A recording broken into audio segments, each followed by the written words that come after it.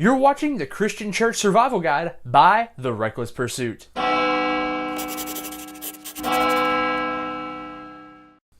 Today, we're talking about America's fastest growing denomination, and it is the non-denomination.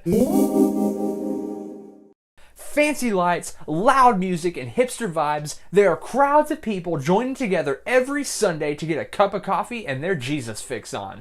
These churches are the rogue anti-traditionalists, and today we're going to go over key survival tips when you're visiting your first non-denom church. First things first, you want to go check out their website. Every non-denom needs to have a great website. If they don't have a solid web presence, it's obvious that they don't have a true heart for the community. When on their website, here are some things to look for. A reworded version of the Nicene Creed. Now, it won't look the same. That's old and outdated. No, you want a good rewording that sounds modern, but doesn't stray far from the roots of the meaning behind it. We're going for a message translation version here. When a church has mastered the rewording of old beliefs, you know their non-denom game is strong, and that's where you want to be.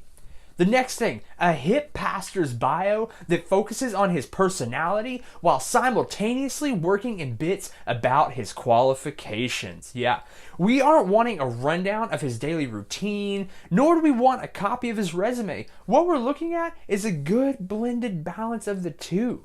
The next thing, and this is the most important, how does it look? The general presence of it. Is their website running a good, clean, modern theme? Is it mobile friendly? Does it have outbound links and resources? Are they streaming their Sunday services? Do they have a podcast? An outdated website is a dead giveaway of an outdated church, and that's not true non-denom experience. And while you're on their website, there's one more thing to check into before you go, which leads to my second point. Do they have a coffee shop?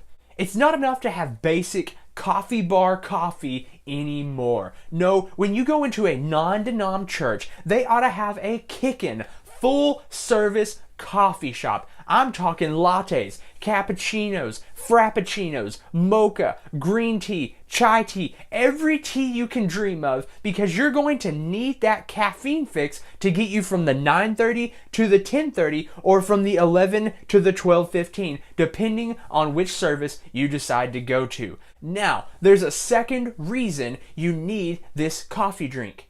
You see, when you hold it in your hand, it eliminates the need to shake hands with people in the meet and greet. See, you have to think these things through. That way, when you have that coffee in your hand, you can give someone the godly nudge or the reverent nod of acknowledgement, but you don't have to fully engage with people. Now, I'm going to throw a pro tip out there at you. Sometimes we still get these people that just don't get it, and they try to approach you. Here's what you do. Slightly turn your head away and take a long, satisfying sip of that coffee.